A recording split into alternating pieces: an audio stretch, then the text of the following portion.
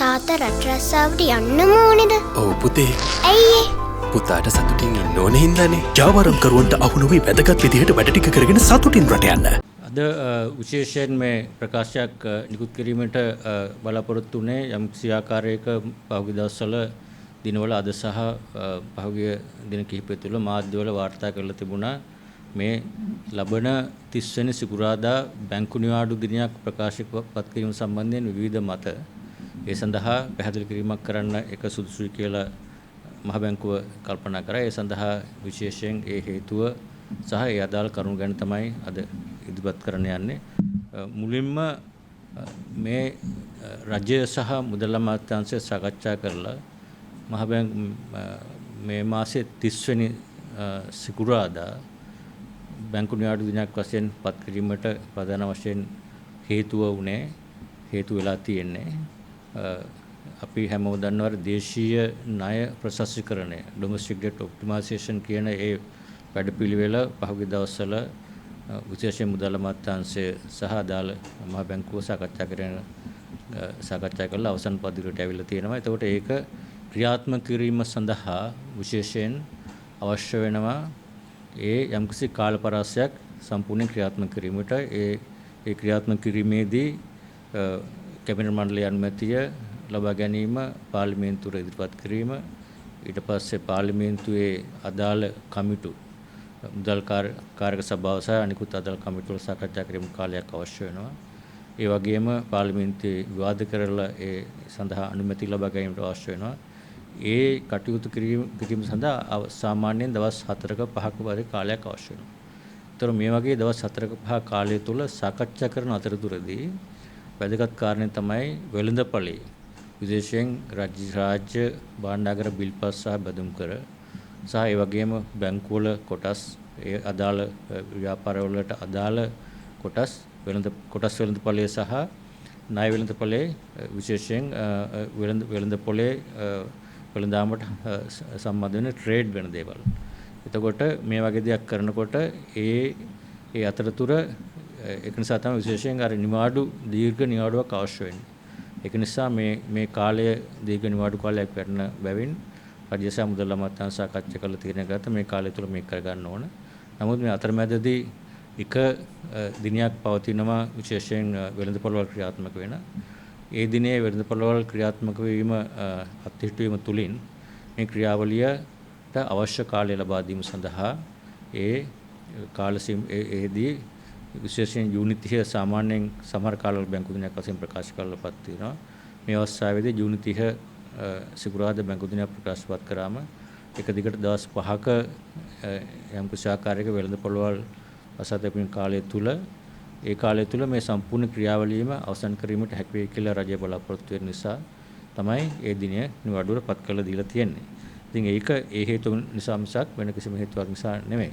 අනිකුත් කාරණේ තමයි විශේෂයෙන් සඳහන් කරන්න අවශ්‍ය වෙන්නේ මේ බැංකු නිවාඩු දිනයක් පත් කිරීම හේතුව නිසා කිසිම ආකාරයක බැංකු වලට ගණදිනු වලට විශේෂයෙන් සාමාන්‍ය නිවාඩු දවසක සිදු කරන බැංකු ගණදිනු ATM ඒ කියන්නේ ස්වයංක්‍රීය ටෙල යන්ත්‍ර වලින් මුදල් ලබා ගැනීම ඔන්ලයින් විශේෂයෙන් ඔන්ලයින් බැංකු ගණදිනු ඉන්ටර්නෙට් බැංකු ගණදිනු අන්තර්ජාලය හරහා කරන බැංකු ගණදිනු මුදල් හුවමාරු කිරීම ඒවට කිසිම බාධාවක් නැහැ. ඒ වගේම සාමාන්‍ය අපි දන්නවා සමහර බැංකු නිවාඩු දිනවල ක්‍රියාත්මක වෙනවා. අර වීකෙන්ඩ් බැංකින් කියලා එකක් තියෙනවා. ඒ කිසිම බැංකු ගණදිනු වලට මුදල් හොදා කර ගැනීමට මුදල් ලබා ගැනීමට මේ තුල කිසිම බාධාවක් නැහැ. සාමාන්‍ය බැංකු කටයුතු කරගන්න පුළුවන්.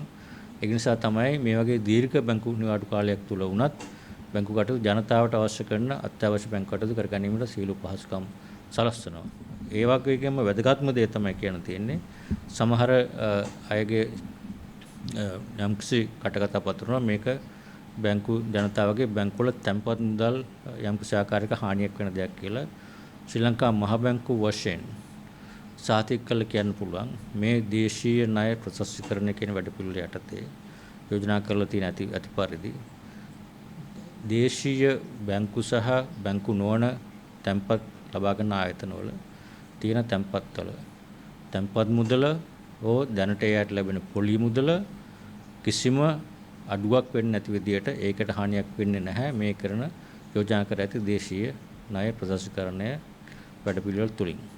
ඒක ඒ ගැන වැඩි විස්තර අපිට කතා කරන්න බැරි මොකද ඒක යම් කිසි ආකාරයක අනුමැතිය ගන්න ක්‍රියාවලිය තුල ගත්තට පස්සේ නිවාඩු දවස් ටික අවසන් වුණාට පස්සේ ඒක ප්‍රකාශයටපත් වේ පාර්ලිමේන්තුව තුලින්.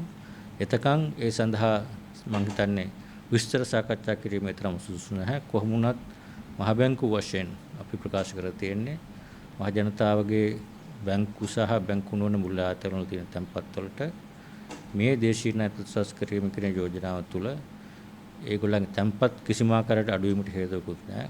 එයාට දැනට ලැබෙන පොලිය ඒ ආකාරයට ලැබෙන්නත් ඕන තියෙන තැන්පත් වලට යම් කිසි ආකාරයක ඉස්සර තැන්පත් පොලියක් බැංකු වලින් තියෙනවා නම් ඒ පොලිය ආකාරයට ලැබෙන්න ඕන. ඒවයි කිසිම දෙයක් අඩුවක් වෙන්න කිසිම හේතුවක් නැහැ. ඒ නිසා ප්‍රධාන කාරණා තමයි මේෙහිදී අපි හැමදාම කියලා තියෙන්නේ දේශීය ණය ප්‍රතිශතීකරණය කිරීමේදී බැංකු පද්ධතියේ ස්ථායීතාවය සහ ජනතාවගේ බැංකු වල තැන්පත් කර ජනතාවගේ මුදල් වල සුරක්ෂිතතාවය ගැන මහ බැංකුව විශේෂයෙන් දැඩි අවධානයක් යොමු කරලා තමයි යෝජනා සාකච්ඡා කරලා තියෙන්නේ. අපි ඒ සහතිකය ලබා දෙන්න පුළුවන් බැංකු වල තියෙන දේශීය තැන්පත් වලට තැන්පත් කරුවන්ට කිසිදු හානියක් නොවනවා කියන සහතිකය පණිවිඩය දෙන්න අවශ්‍යයි. ඒක නිසා තමයි විශේෂයෙන් මේ අවස්ථාවේදී මේ ප්‍රකාශය නිකුත් කරන්න අපි අදහස් කරේ. බොහොම ස්තුතියි. The reason central bank thought that we would issue a statement to the media to explain the reasons why 30th of this month was announced as a bank holiday. So the main reason for this 30th of bank holiday announcement was to create a sufficient number of days for domestic debt optimization strategy that has been discussing with the central bank and the Minister of Finance. That strategy has to be announced, implemented, and obtain the proper approval process from the cabinet, committees in the parliament, and also the parliament debate. So that process requires about at least 4 days continuously. During the days, markets, especially debt market and equity market, should not function because those are information are very market sensitive. It would be best that if those proposals are discussed in the public when the those markets are sensitive markets are not functioning. So when you look at the time frame or window of opportunity in terms of timing, but Minister of Finance and Central Bank looked at the calendar, that we found 30th of Friday, if that is declared as a bank holiday, there is a sufficient 4 to 5 days long period markets are not functioning.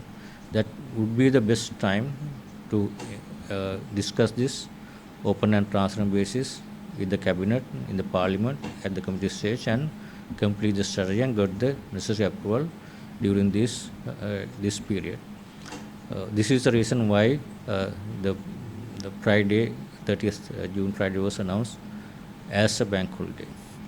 So while announcing that, we also would like to announce that even though 30th is a bank holiday, all the banking activities that can be done during the period of holidays, for example, online banking, internet banking, ATM withdrawals, and fund transfers among accounts with the technology that can be done with banks physically opening or not.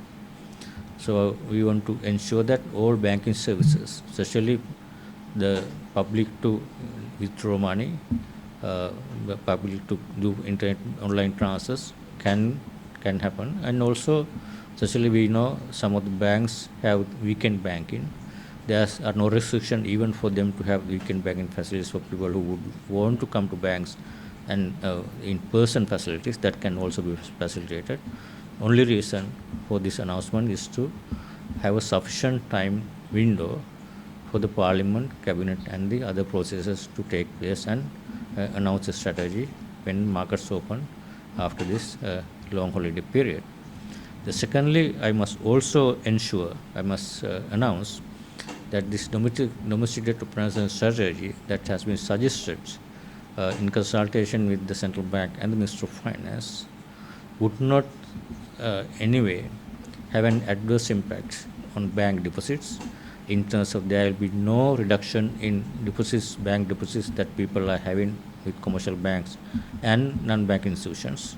There will be no reduction in interest rates that they are right now contracted and enjoying, that they are getting in terms of their contracts and fixed deposits or any other deposits. Banks, if they are agreed to give some interest rates, this will continue to be received by public deposits, and deposit holders will not be affected adversely anyway with the announcement of domestic debt strategy. This is but from the central bank point of view. When we are discussing this domestic debt optimization strategy, we wanted to ensure it will have no adverse impact on banking system stability, and also preserve the value of the public deposits that who are kept their money in the banking system. That we, from the central bank, we want to give that assurance it will have no impact on their deposits or their balances in the banks, and also the interest that they are earning, and also their ability to withdraw any money at any point of time during this period, or even after that they will be free to take money as they wish if they want. Thank you very much.